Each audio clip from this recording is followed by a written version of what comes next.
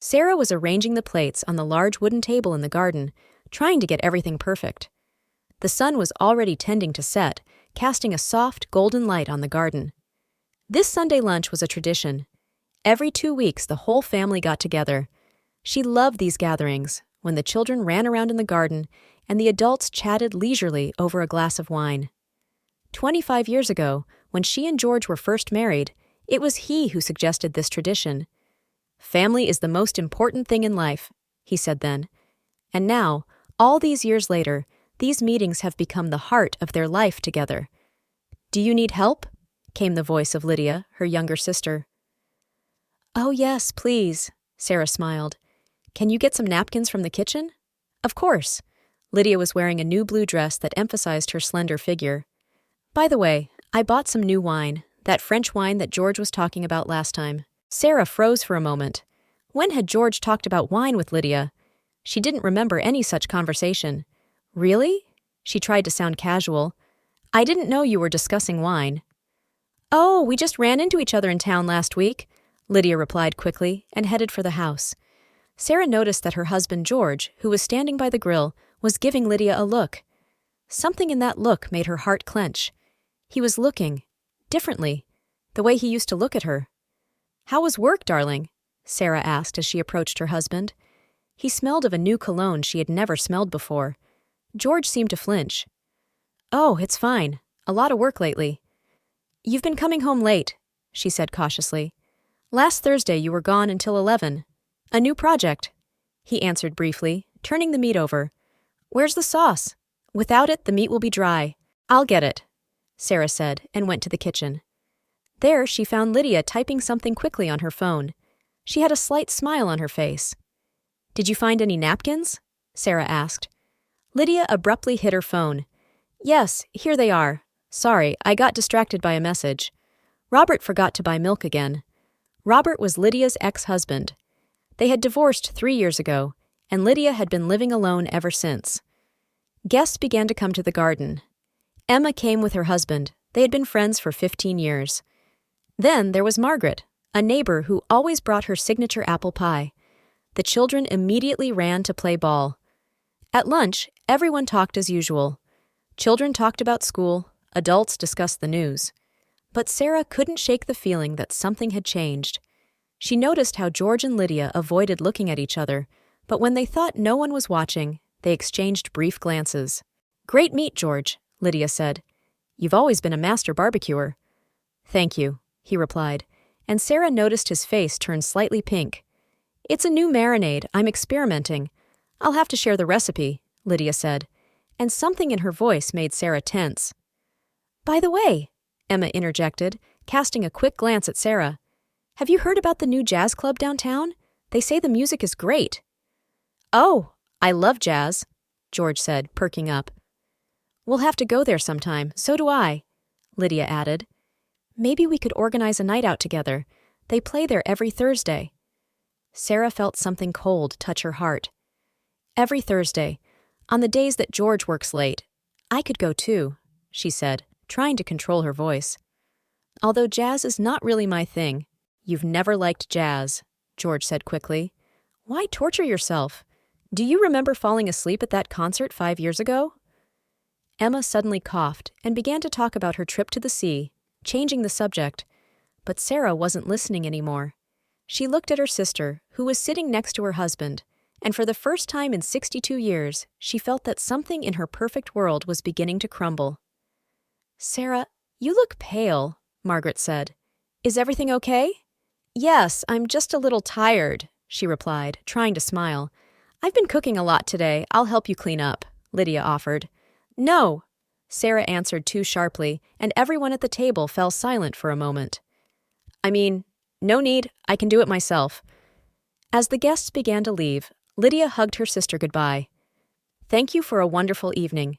You are the best hostess as always." Sarah could smell the same perfume on her sister that she had smelled on George's shirt that morning when she cleaned his bedroom. But she didn't want to believe what her heart was screaming. In the evening, after everyone had left, Sarah cleared the table. George was watching TV in the living room. "It was a nice day," she said as she walked into the room. Yes, he replied, not looking up from the screen. I'm tired, though. I'm going to go to bed early. George, she suddenly said, when did you meet Lydia in the city? He froze for a moment. What? She said you were discussing wine last week. Oh, that.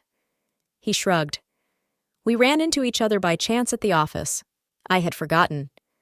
Sarah stood in the shower for a long time, watching the water run down the tiles. 25 years of marriage. They had raised children, gone through ups and downs, always been together. And now, she lay down in bed and looked at the ceiling for a long time. For the first time in all these years, she felt so alone. It's just tiredness, she thought. Just tiredness and my rich imagination. Lydia is my sister. She would never.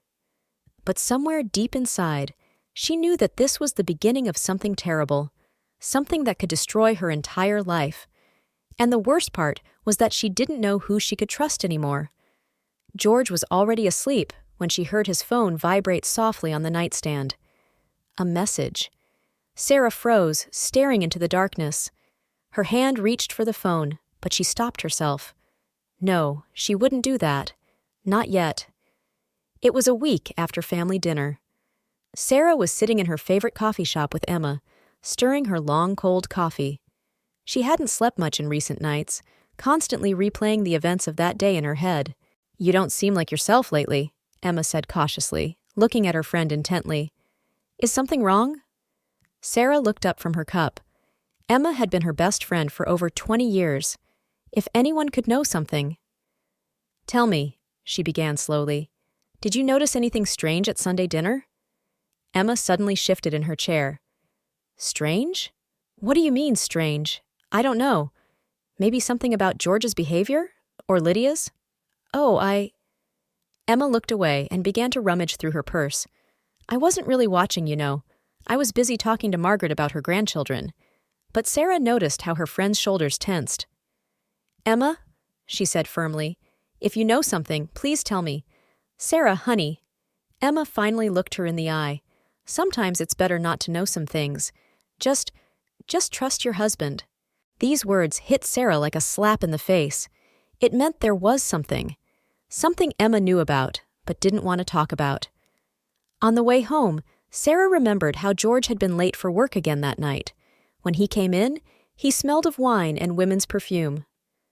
I was with clients, he said. But now. At home, she found a message on her answering machine. Hi, it's me. Lydia's voice sounded tense. George left his documents at my place after the meeting yesterday. I'll bring them to his office. Sarah froze. Yesterday, George said he was with clients. Why did he lie? And why did Lydia leave a message knowing she would be home? In the evening, when George returned, she tried to talk about it. Lydia called, she said, trying to keep her voice casual. Something about the documents. Oh, yes, he answered quickly, not looking her in the eye. We accidentally crossed paths yesterday in the city, discussing the organization of my mother's birthday. Mom's birthday is in 5 months, Sarah said quietly. We need to plan everything in advance. He cut her off and went to the shower. The next day, Sarah decided to stop by George's office for lunch. They had often done so before. But his secretary said he was in a meeting outside the office. Sarah was just about to leave when she noticed a familiar scarf on the secretary's desk, the same one she had given Lydia last Christmas. Oh, that's a nice scarf, she said, trying to control the tremor in her voice. Yes, the secretary smiled. Mr. Montgomery's sister left it when she came in yesterday. A sister? Yes, I think her name is Lydia. She's been coming in a lot lately. Sarah left the office, barely able to stand. Her head was spinning. She comes in often. God, she was blind. In the evening, she called her older friend Rose. Something is happening, Rose. I can feel it, but I don't want to believe it. Honey.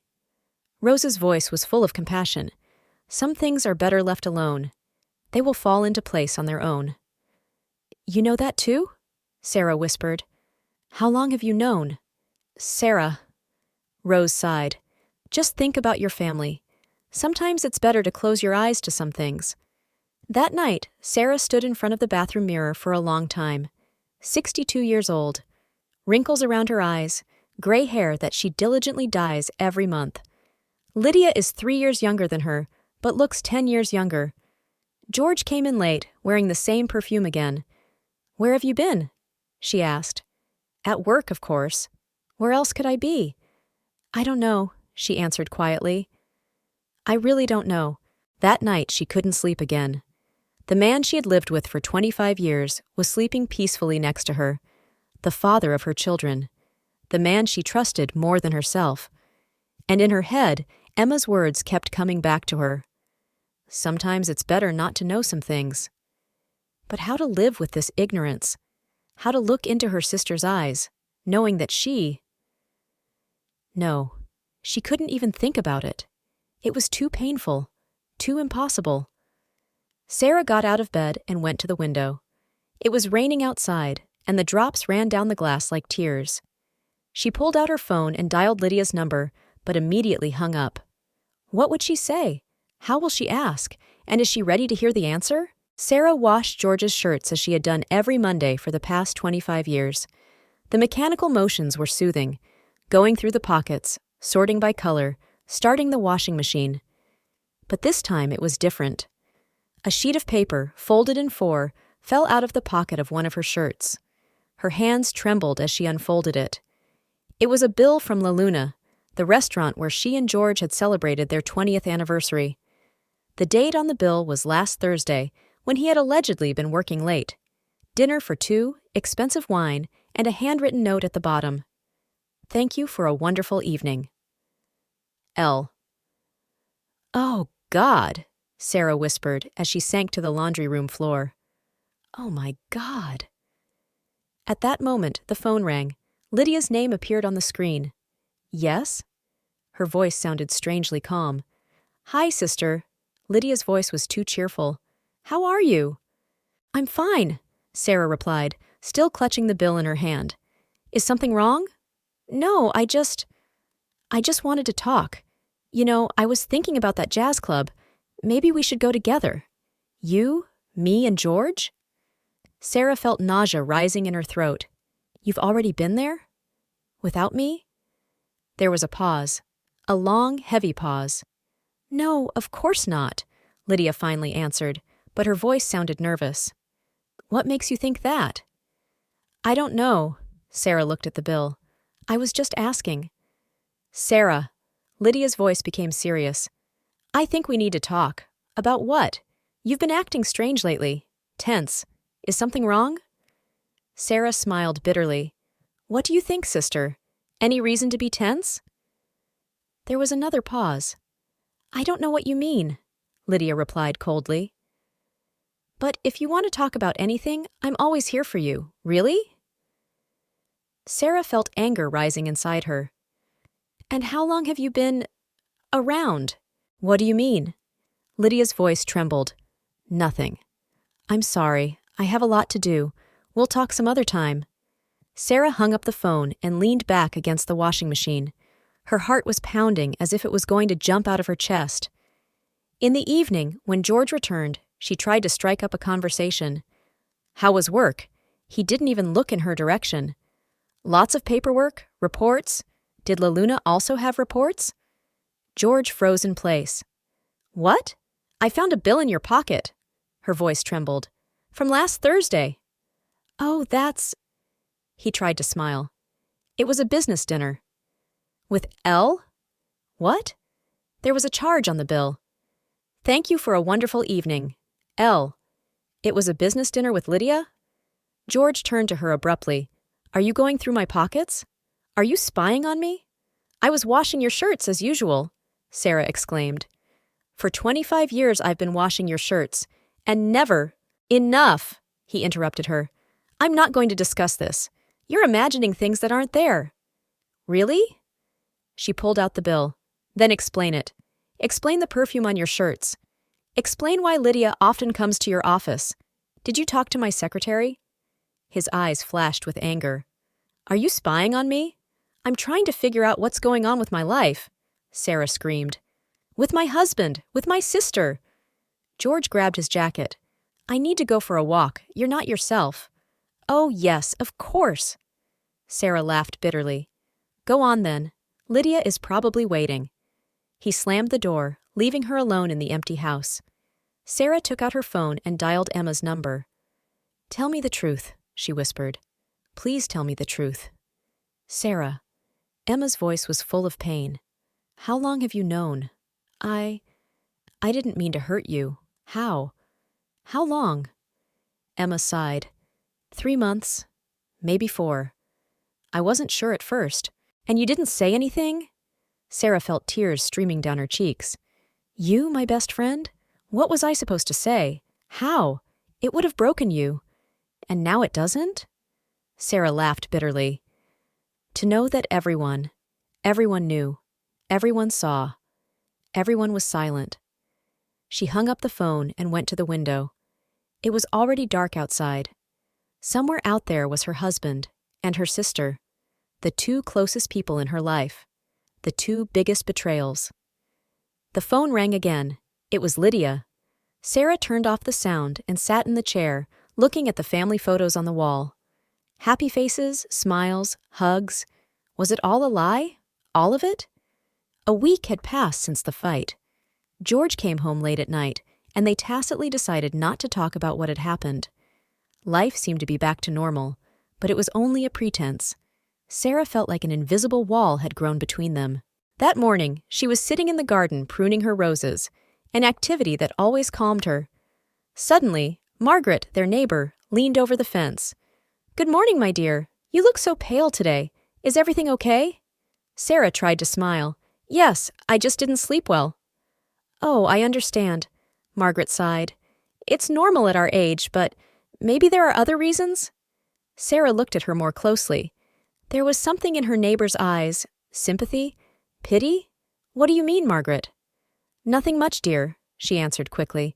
It's just, if you ever want to talk, I'm always here for you. Are you too? Sarah asked quietly, putting down her garden shears.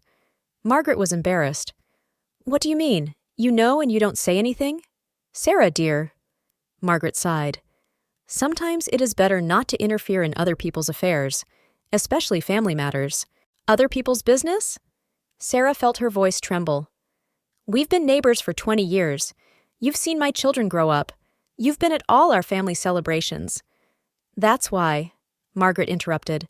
That's why I don't want to. You don't want to what? Tell the truth? At that moment, the phone rang in Margaret's house. I'm sorry, I have to run, she said quickly. But remember, I'm always here for you. Sarah was left alone, looking at the undercut roses. I'm always here for you, they all said. Everyone offered support, but no one wanted to tell the truth. In the evening, she decided to visit her old friend Helen, who lived in the country. Helen was 10 years older than her and always gave her wise advice. Tea? Helen offered when Sarah sat down in her cozy living room. Yes, please. They sat in silence as Helen poured tea into antique cups. You know, Sarah finally said, when I was young, my mom always said, the worst thing is not the betrayal itself, but the fact that everyone knows about it except you. Helen slowly put the kettle on. She was a wise woman, your mother. I didn't understand what she was talking about then. And now...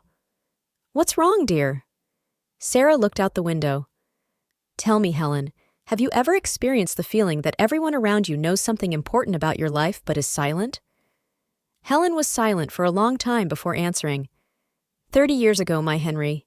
He had an affair too, with my best friend. Sarah turned to her sharply. And what did you do? Helen smiled bitterly.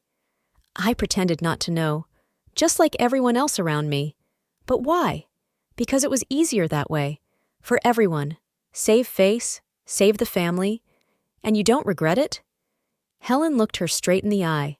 Every day. For 30 years now. They sat in silence for a long time. Outside the window, it began to rain. What should I do, Helen? Sarah finally asked. What does your heart say? It's breaking. From the pain, from the hurt, from the fact that everyone knew. Everyone saw how I was being betrayed by the people closest to me and remained silent. Sometimes people are not silent out of indifference, Helen said quietly, but out of powerlessness, out of fear of making things even worse. But could there be anything worse than this conspiracy of silence? When Sarah returned home, the rain was pouring down. She drove slowly, trying to collect her thoughts. Near the shopping center, she spotted George's familiar car, and next to it, Lydia's car. They were standing next to each other in the far corner of the parking lot. Sarah drove past without stopping. She wasn't crying anymore. There was only emptiness and fatigue inside. Tired of lies, of omissions, of sympathetic looks and evasive answers. At home, she found a message on the answering machine. It was Emma. "Sarah, please call me back. I know you're hurt, but believe me, I meant well."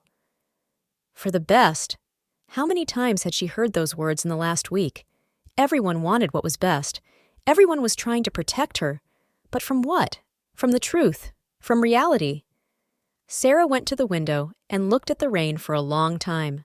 Tomorrow would be a new day, and she would have to put on the mask again, pretend that everything was fine, like everyone around her does. Everyone who knows the truth but prefers to remain silent. On Thursday, Sarah woke up with a clear understanding that she could not go on like this.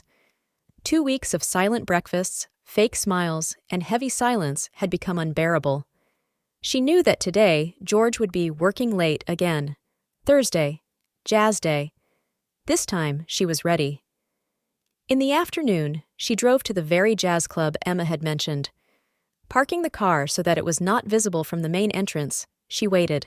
At 7 in the evening, George's car pulled up. Sarah's heart sank as she saw him open the door for Lydia. Her sister was wearing the same blue dress she had worn to the family dinner. Sarah waited 15 minutes and entered the club. The soft sounds of jazz enveloped her like a fog. She spotted them right away. They were sitting at a table in the corner, too close together. George was whispering something in Lydia's ear, and she was laughing. "Nice evening, isn't it?" Sarah said as she approached their table. They abruptly pulled away from each other. Lydia's face turned pale, and George didn't even have the conscience to look embarrassed. "Sarah?" Lydia tried to smile. "What are you doing here?" "Oh, I thought I'd listen to some jazz. You know I've been trying to broaden my musical horizons lately." "Sarah," George began, "it's not what you think." "What do I think, George?" Her voice was calm, too calm. "That my husband and my sister meet in secret every Thursday? That they go to restaurants together? That everyone knows about their affair except me?"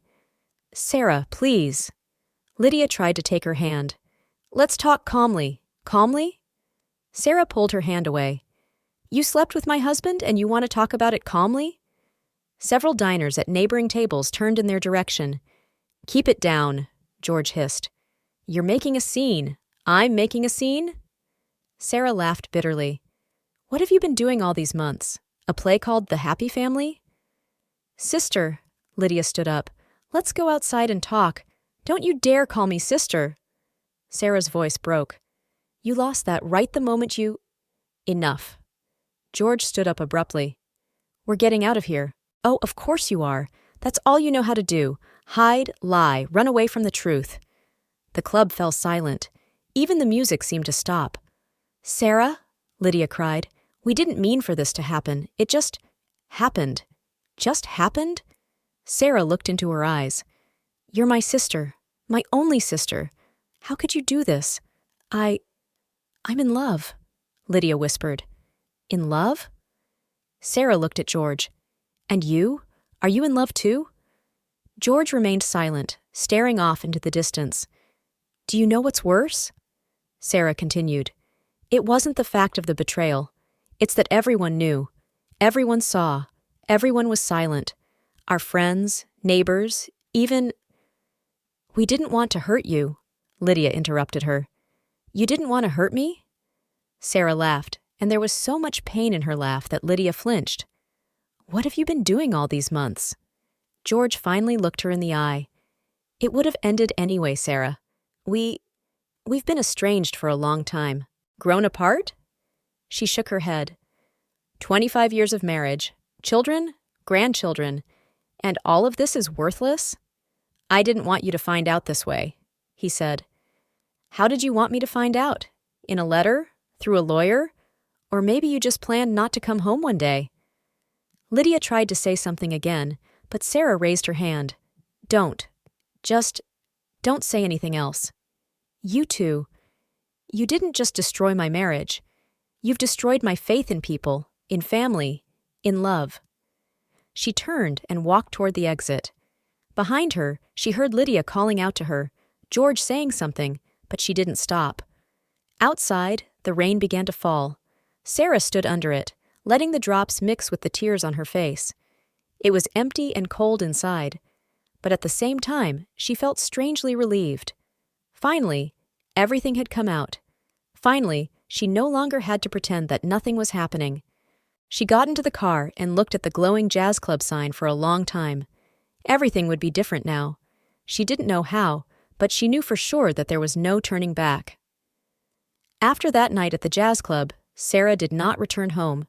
She went to a small hotel on the outskirts of the city, turned off her phone, and spent a sleepless night staring at the ceiling. In the morning, she realized that she couldn't hide forever. She had to face reality. When she turned on her phone, the number of missed calls and messages almost made the screen explode. George, Lydia, Emma, Margaret. Everyone seemed to want to talk to her. Now that there was nothing left to hide, she decided to start with Emma. After all, 20 years of friendship meant something. Emma was waiting for her at their favorite cafe, nervously stirring her long-gone coffee. "Oh my God, Sarah!" She rushed to her friend. "I was so worried. Where were you?" "Are you worried now?" Sarah asked calmly, sitting down across from her. "Where was your excitement all these months?" Emma looked down. "I didn't know how to say." Sarah pulled out her phone. "Look what my niece Caroline wrote to me. Aunt Sarah, I wanted to tell you 3 months ago when I saw them together at the mall, but my mom said it was none of my business." Sarah. "Wait, there's more." She continued reading. From Margaret. "Honey, I've seen them together many times, but I didn't want to ruin your happiness." From Helen. "Sometimes it's better not to know the truth." And so on, and so on. "We all meant well," Emma whispered. "Well?" Sarah finally raised her voice. "Letting me live a lie? To watch my husband and my sister laugh in my face?" At that moment, Margaret walked into the cafe. When she saw Sarah, she froze in her tracks. "Oh, Margaret," Sarah smiled bitterly. "Come join us. We were just discussing how everyone meant well." Margaret slowly walked over to their table. "Sarah, dear, you have to understand." "What do I have to understand?" Sarah interrupted her. "That my closest friends thought I was so weak that I couldn't handle the truth?" "We were afraid for you," Emma said quietly. "For me? Or for your comfort? It's easier to keep quiet, to pretend that nothing is happening." The cafe fell silent. Even the other customers seemed to be quiet, feeling the tension. "Do you know what the worst thing is?" Sarah continued. "I think back to all our meetings, all our conversations, and I realized that you all played a role. You looked at me sympathetically, knowing that my husband was sleeping with my sister." "Sarah, don't," Margaret began. "Why not?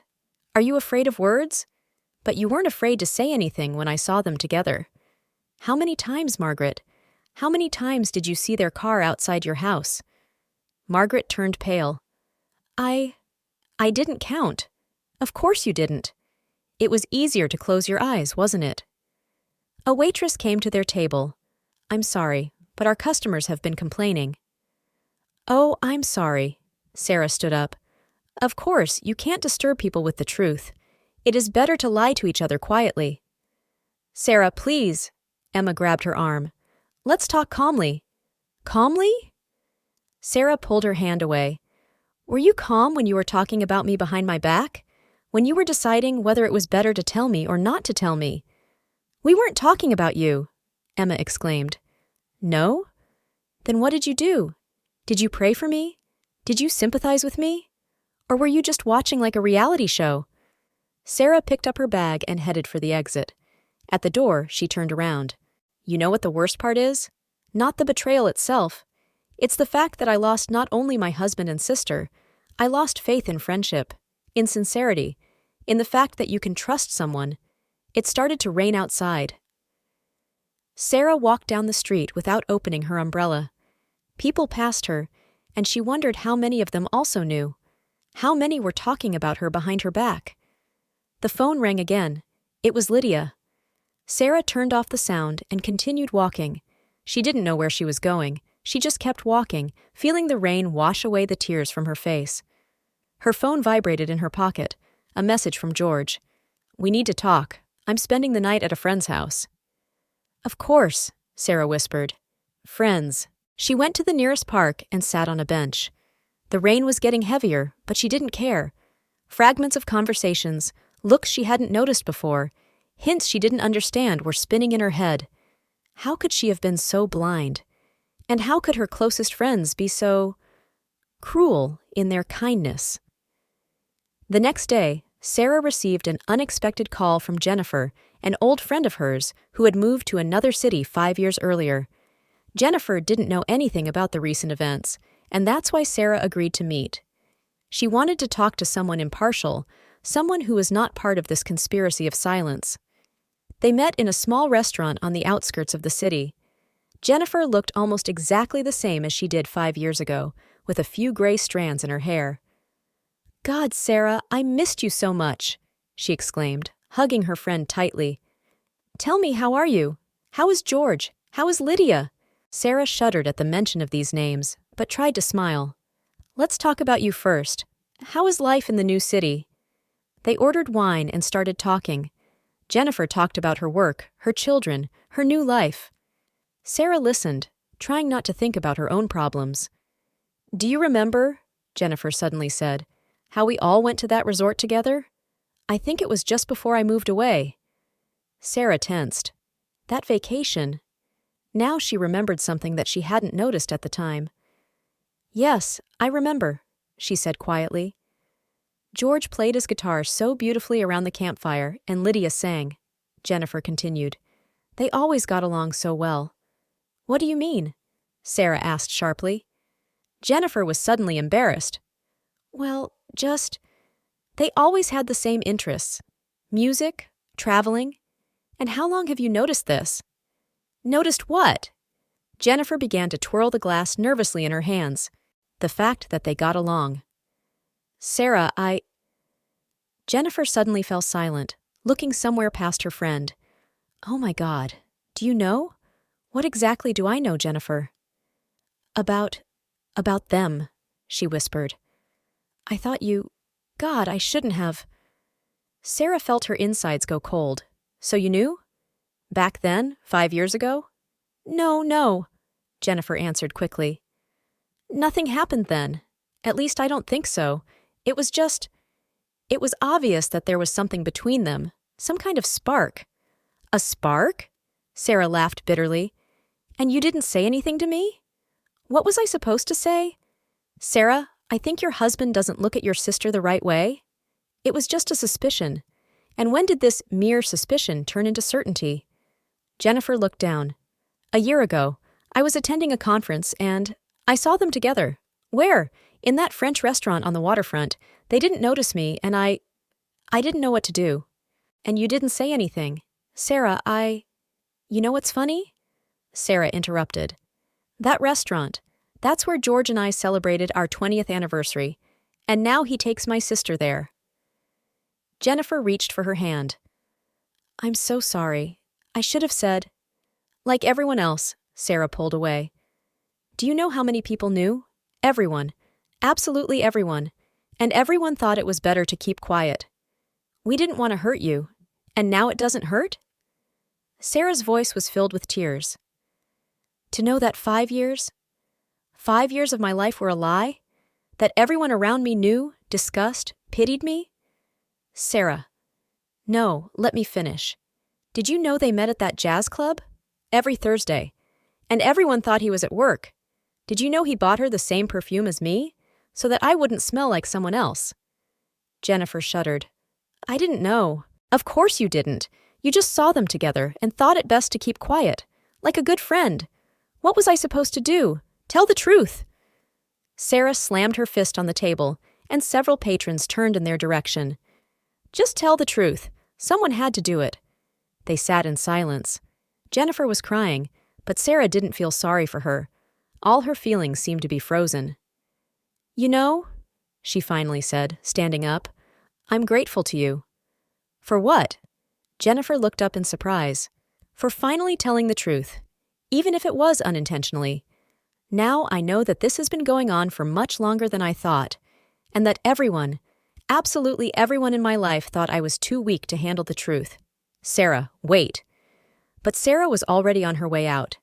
Outside, she took a deep breath of the evening air. 5 years. Her life had been a lie for 5 years, and everyone knew. Everyone but her. After talking to Jennifer, Sarah made a decision. Enough with the omissions and quiet conversations behind her back. It was time for a frank conversation. She sent a message to everyone: George, Lydia, Emma, Margaret, even her children.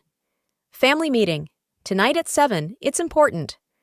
She cleaned the living room, arranged the chairs like an AA meeting. It's okay. This is also a kind of therapy.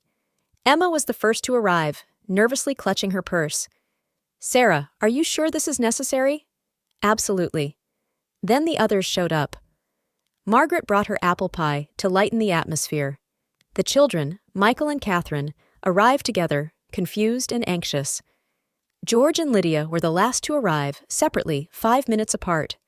When everyone was gathered, Sarah stood up. Thank you for coming. I called you here to finally talk frankly, without any prevarication, no lies. Mom, Catherine began, what's going on? You're about to find out, dear.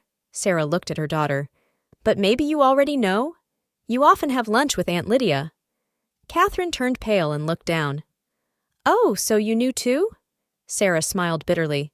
Of course I did. Everyone knew. Sarah, George interrupted, maybe not in front of the children. When, George? When is the right time to tell our children that their father is sleeping with their aunt? That all their family dinners were a farce?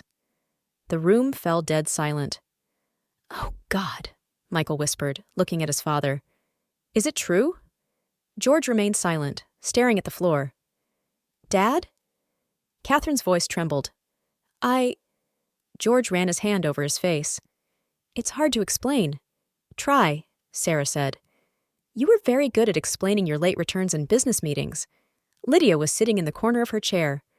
Sarah, please. Oh, you have something to say too, sister? Sarah turned to her. Maybe you can tell me what it's like to sleep with your sister's husband? How does it feel to look me in the eye at the family table? We didn't mean for it to happen, Lydia whispered. What did you want? For me to die quietly and not interfere with your happiness? Mom, Catherine exclaimed. I'm sorry, dear, Sarah sighed. But do you know what's worse? It wasn't the betrayal itself. It's that everyone knew.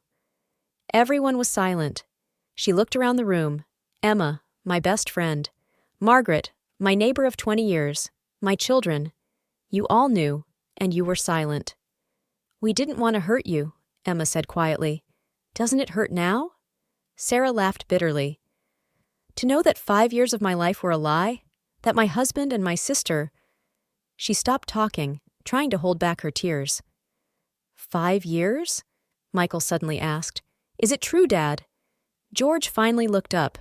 Yes. That short yes sounded like a gunshot. Catherine sobbed. And all this time, Michael continued, all the family holidays, all the meetings, were a lie, Sarah finished for him. A good show for a naive wife. Lydia suddenly stood up. I love him, Sarah. I know it's terrible, but... Love? Sarah looked into her eyes. And that justifies everything? The betrayal? The lies? The fact that you destroyed my family? Sarah's right, Catherine said suddenly. You're disgusting. How could you? Catherine! George tried to stop her. Catherine, what? The girl stood up, her eyes blazing with anger. You betrayed your mother, with her sister, and you, Aunt Lydia. I don't want to call you that anymore. Margaret tried to diffuse the atmosphere. How about some tea? I've brought some cake. Oh, of course, Sarah said sarcastically. Let's have some pie and pretend everything's fine, like we've been doing for the last 5 years. Mom. Michael walked over to her and hugged her.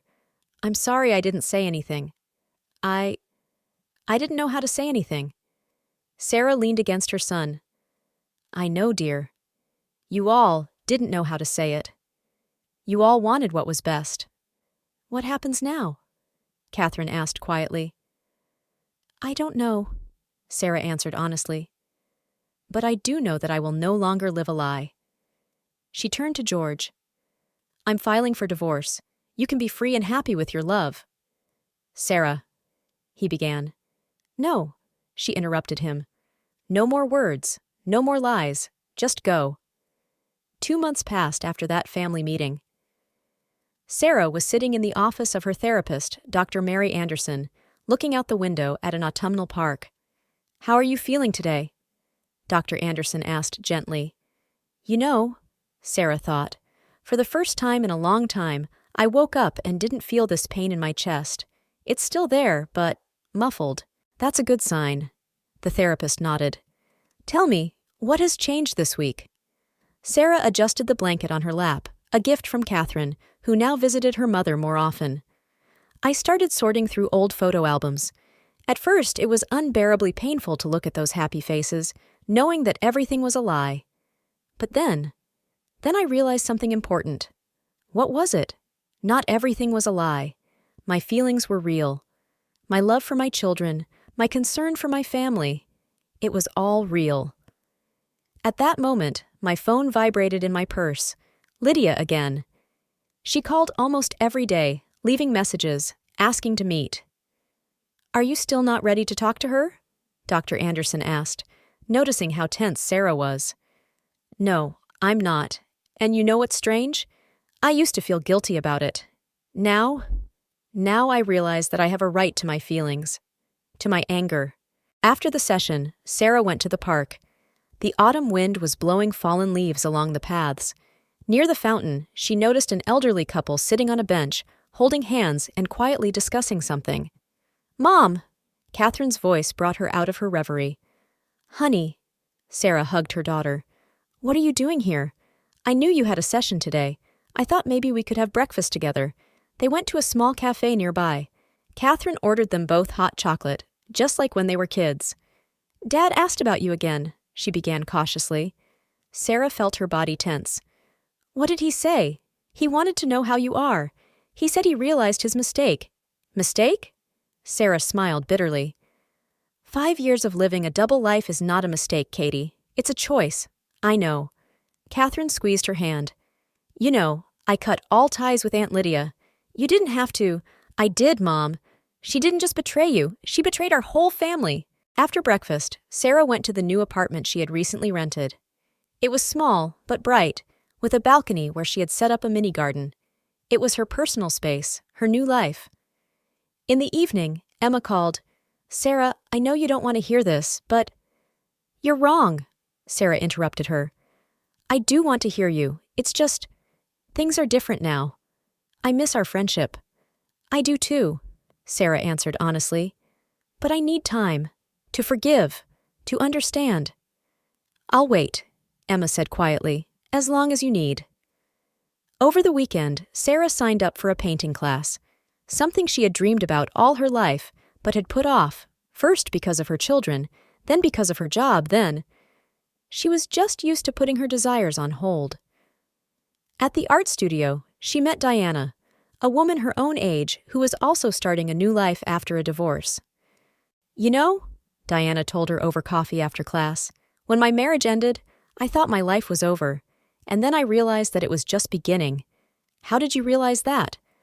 I started doing what I had always dreamed of doing, traveling, to paint, to live for myself, not for anyone else. In the evening, Sarah stood on the balcony, tending to her flowers. Michael called, Mom, Sarah and I are waiting for you on Sunday for lunch. No excuses? Okay, son, she smiled. And how is little Emma? She asks about her grandmother every day. She misses your stories. After the conversation, Sarah took out her new diary. Dr. Anderson advised her to write down her thoughts and feelings. Today, I realized something important, she wrote. The betrayal of my loved ones did not make me weaker. On the contrary, I have become stronger. I am learning to live anew. I am learning to trust. I am learning to love myself. And you know what? This is the most important lesson of my life. At that moment, I received a message from George. I signed all the divorce papers. Forgive me if you can. Sarah looked at the message and for the first time did not feel pain. Only peace and understanding, the end of one path and the beginning of another. Her path. A year passed. Sarah stood in front of the mirror, fixing her new hairstyle. She no longer dyed her gray hair. Her silver hair sparkled beautifully in the rays of the morning sun. On the table was an envelope with the final divorce decree. "Well?" she asked Catherine, who was sitting on the edge of the bed. "It looks great on you, Mom," her daughter smiled. "You look free." Sarah smiled too. Free was the word that best described her current state. Today was a special day. She had decided to host a dinner party for the people closest to her in her new apartment, which she had recently bought. She didn't rent it, she bought it, with the money from the sale of her and George's shared house. "Will you help me with the cooking?" she asked her daughter. "Of course, but first." Catherine took a small package out of her bag. "This is for you, from Michael and me." In the package was a frame with a photo of Sarah in an art studio with a brush in her hands, completely absorbed in the process of painting. She has an expression of absolute happiness on her face. "Diana took this picture a month ago," Catherine explained. "We thought, this is the new you." Sarah hugged her daughter, feeling tears welling up in her eyes. But this time, they were tears of joy. They cooked together all day. Michael came over with his wife and little Emma. The 3-year-old granddaughter immediately ran to her grandmother's easel. "Grandma, will you draw me a princess?" "Of course, dear. But first, will you help me set the table?" Gradually, the guests began to gather. Emma arrived, and their friendship was slowly recovering, although it would never be the same. Diana showed up from the art studio. They had become close friends over the year. Margaret brought her apple pie, and this time Sarah accepted it with a smile. "It's strange to see you so calm," Emma said when they were alone in the kitchen. "After everything that's happened." "You know," Sarah replied as she chopped her salad, "I've realized something important. George and Lydia's betrayal. It's not the end of my life. It's the beginning of a new one. And you, have you forgiven them?" Sarah paused. "Not completely. But I don't hate them anymore. It's their choice, their karma. And I choose to be happy." At that moment the phone rang. It was Lydia. She was still trying to restore her relationship with her sister. "Are you going to answer it?" Emma asked cautiously. "No," Sarah answered calmly. "Maybe someday, but not today. Today is my day." At dinner, everyone was talking, laughing, sharing news. Little Emma showed everyone her drawing of her grandmother, a portrait made with crayons. "To you, Mom," Michael raised his glass. "To your strength and courage, to a new life," Catherine added. Sarah looked at her guests, at her children, at her granddaughter. A year ago, she thought her world had fallen apart. Now she realized that it had simply changed. It had become different, maybe even better. Later, when everyone had left, she went out to the balcony. Her flowers had grown, turning the small space into a real garden. Among them was a rose bush, but now she was growing them not for anyone else, but for herself. On the table was an unfinished letter, a reply to Lydia's last message. "Sister," she wrote, "I am not ready to forgive. Perhaps I will never be fully ready, but I will no longer allow the pain of your betrayal to rule my life. I am letting you go. I let go of the past. I choose me." Sarah looked out at the city at night. Somewhere on the other side of town, George and Lydia were living their lives. But it didn't matter to her anymore. She had her own life, new, unexpected, sometimes difficult, but her own. She took out her diary and wrote, "Today marks a year since I learned the truth. A year since my life was divided into before and after. But you know what? I am grateful for this experience. It taught me the most important thing, to love myself, to value my freedom, to believe in my strength. I am no longer a victim of circumstances. I am the author of my life, and this is the best feeling in the world." She closed her diary and smiled. Tomorrow will be a new day, and she is ready for it, strong, free, her own.